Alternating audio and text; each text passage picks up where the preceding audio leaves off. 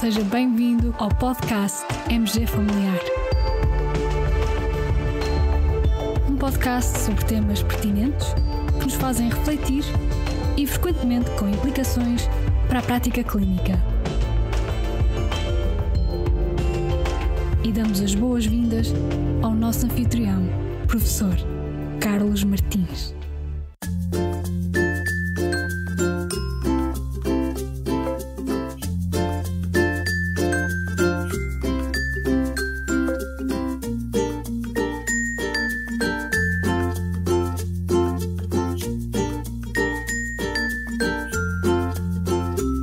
No início deste episódio, quero recordar que o podcast MG Familiar é um podcast que se destina a médicos e estudantes de medicina.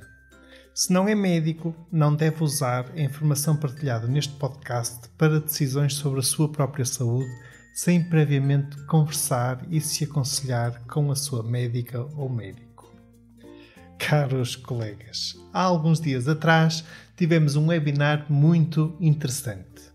Decorreu no âmbito do curso Integra Academy e o tema do webinar foi a abordagem da ansiedade. Contamos com a participação da nossa colega especialista em Medicina Geral Familiar, doutora Joana Monteiro, e também com o nosso colega especialista em Psiquiatria, professor Dr. Pedro Morgado. A dada altura, falou-se sobre o tratamento da perturbação de pânico e, de uma forma muito prática, pelo que achei pertinente partilhar convosco o essencial dessa abordagem.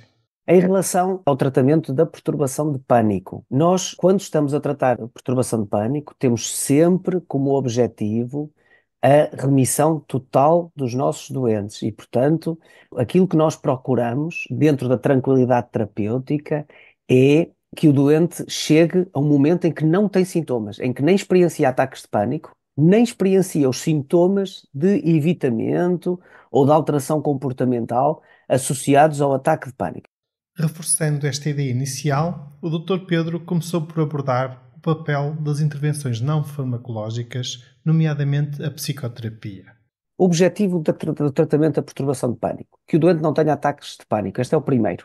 Porque cada vez que o doente tem um novo ataque de pânico, ativa no seu cérebro todos os mecanismos de reforço daquilo que são as coisas que ele provavelmente já está a evitar ou que até já tem características fóbicas, porque nós nem sempre temos a agorafobia associada à perturbação de pânico, mas temos os evitamentos fóbicos que podem ainda não ter toda a constituição de um quadro comórbido da agorafobia, mas que estão lá presentes, que é o receio, o não ir, o estar a tentar evitar algumas situações e algumas circunstâncias. Então, o trabalho psicoterapêutico que é feito é para que o doente perceba aquilo que está a acontecer, para que deixe de evitar, fazendo pequenas exposições àquilo que ele tem medo fóbico e que aprenda acerca também dos seus pensamentos catastróficos, que quando os experiencia dão a ideia de que tudo vai acontecer da pior forma possível e, portanto, reformular estas ideias é algo que é muito importante para a melhoria dos nossos doentes.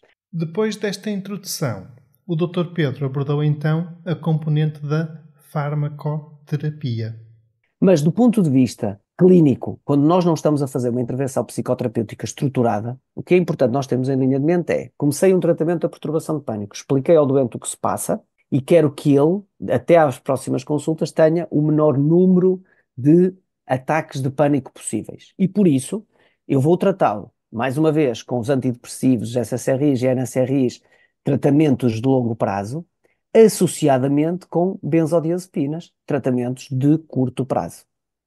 E esta ligação entre os dois grupos de fármacos vai permitir reduzir a ansiedade basal destes doentes e vai permitir evitar a emergência de novos ataques de pânico. O objetivo, vou repetir, que ele não tenha ataques de pânico, porque com o tempo é que vamos corrigir as outras coisas da doença.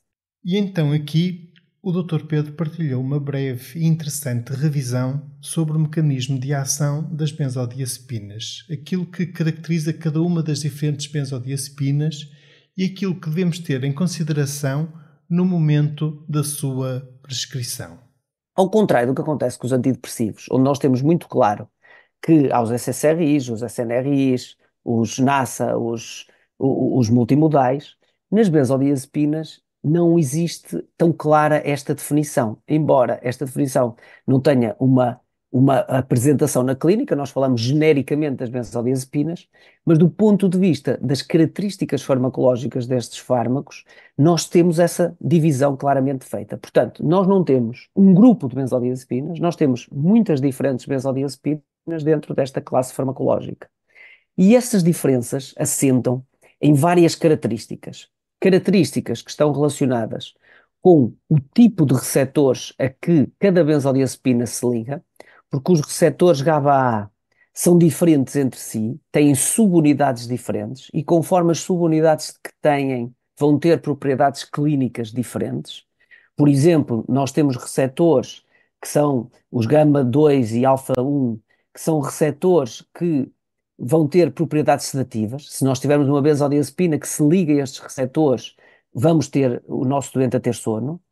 Por outro lado, temos receptores, como por exemplo, receptores constituídos por subunidades gama-2, alfa-2 e alfa-3, em que a ação vai ser sobretudo ansiolítica. E aqui no último caso temos receptores onde a ação vai ser mais relacionada, por exemplo, com os efeitos anticonvulsivantes. Portanto, nós vamos ter benzodiazepinas que atuam de forma diferencial pela ligação diferencial que têm aos diferentes receptores. Um exemplo, o clonazepam, que nós sabemos funciona bem, tanto com as suas propriedades sedativas, como ansiolíticas, como em termos anticonvulsivantes.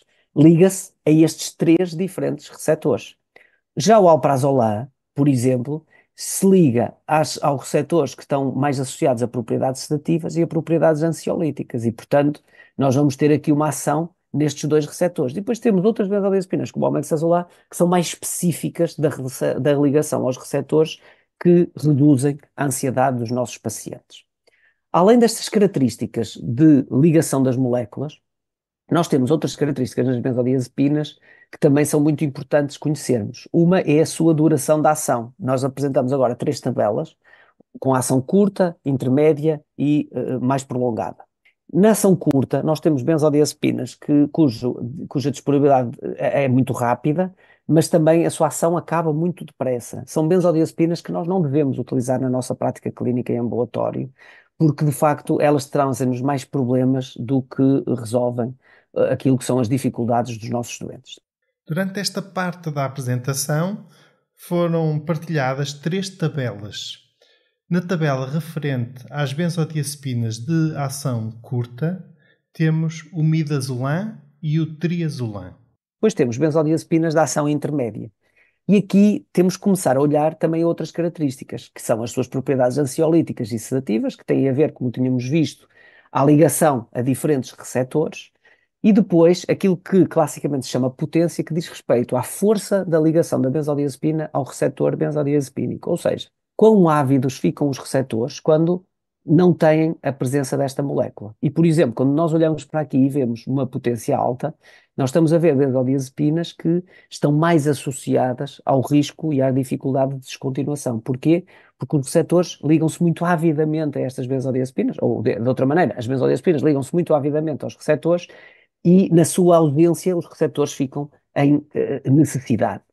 Depois, dizer-vos também que a tolerância, que é outra das coisas que nos preocupa, ou seja, o facto de poder vir a ser necessária mais dose de uma benzodiazepina para conseguirmos o mesmo efeito terapêutico, também está muito associada às propriedades sedativas, muito mais do que às propriedades ansiolíticas. Portanto, benzodiazepinas com mais propriedades sedativas têm maior risco de tolerância. E vemos logo aqui o lorazepam, o temazepam e o stazolam como benzodiazepinas em que isto pode acontecer com mais frequência também nos nossos doentes.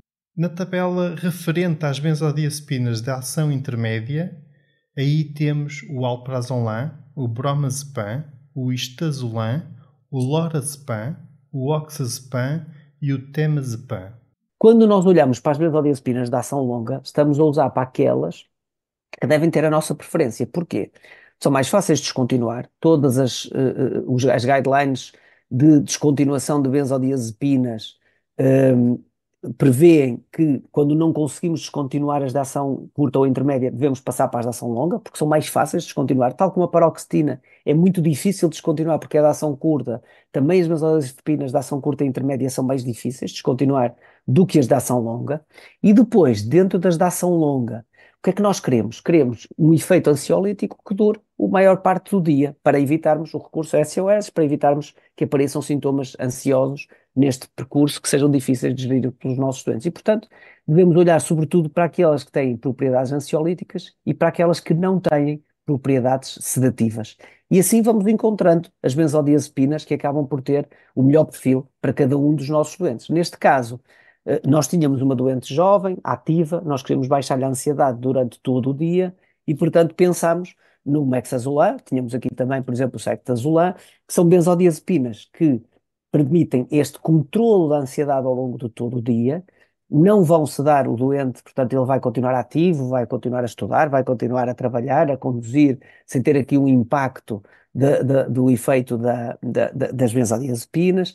A performance cognitiva também é menos afetada. Curiosamente, há estudos em que, utilizando este tipo de benzodiazepinas, a execução de tarefas até melhora, porque reduz a ansiedade associada às tarefas, e isso é importante. E de maneira que vamos ter aqui efeitos que são pró-terapêuticos e não vamos ter um tratamento baseado no uso de SOS, que é algo que não facilita os nossos doentes. Em relação às benzodiazepinas de ação longa, temos então o Cetazolam, o Clonazepam, o clorazepam dipotássico, o diazepam, o flurazepam e o Mexazolam. A dada altura, colocou-se a questão sobre o uso de uma benzodiazepina em SOS, se esse uso tem ou não lugar no tratamento da perturbação de pânico. Então, agora aqui onde é que entram os SOS a acompanhar as benzodiazepinas de forma permanente? Entram apenas, na minha perspectiva, em duas circunstâncias. Ou quando o doente está na iminência de ter um ataque de pânico, em que pode reforçar a benzodiazepina que está a tomar de base para evitar que o ataque de pânico surja, tal e qual foi proposto pela Joana antes da nossa paciente, a Sofia, e que ela acabou por não utilizar, porque às vezes o ter no bolso, como dizia a Joana muito bem, é suficiente para ajudar a pessoa a controlar o medo que tem. A outra circunstância é, à medida que a pessoa deixou de ter ataques de pânico e que nós queremos convidar a pessoa a retomar as atividades que ela evitou, nós podemos propor-lhe que numa primeira experiência possa reforçar a dose de benzodiazepina para que essa experiência não funcione como um reforço negativo, mas sim como um reforço positivo, ou seja, para que quando a pessoa vai outra vez ao shopping ou quando a pessoa vai outra vez ao ginásio, não experiencie a ansiedade que a levou a ficar condicionada negativamente em relação àquele espaço. SOS em nenhuma circunstância. E o SOS deve ser da mesma benzodiazepina que nós estamos a utilizar para tratar o quadro de base. Caros colegas, vale muito a pena rever este webinar e ver os slides apresentados pelo professor Pedro Morgado e pela doutora Joana Monteiro. Assim como também vale muito a pena consultar os recursos de apoio à consulta que disponibilizamos no portal MG Familiar e relacionados com este tema. Entre estes, destaco uma nova ferramenta de apoio à consulta elaborada pelos nossos colegas Cristina Silva, Filipe Leal, Amélia Gaspar, Clarice Coelho e Diana Moura, todos da Unidade Local de Saúde de Coimbra, onde consta precisamente uma tabela das propriedades farmacocinéticas e doses equivalentes das benzodiazepinas. Além disso, dispomos ainda de um fluxograma de descontinuação de benzodiazepinas e também um Excel de apoio à desprescrição das benzodiazepinas.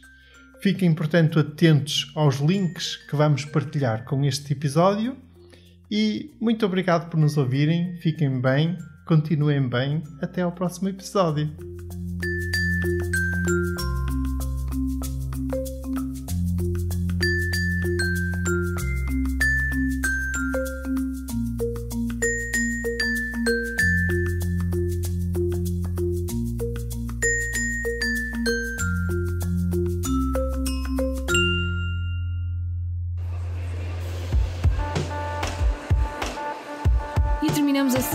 edição do podcast MG Familiar. Muito obrigada por nos ouvir. Se desejar completar a sua leitura, muitos dos conteúdos abordados neste podcast estão disponíveis em www.mgfamiliar.net. Até ao próximo episódio.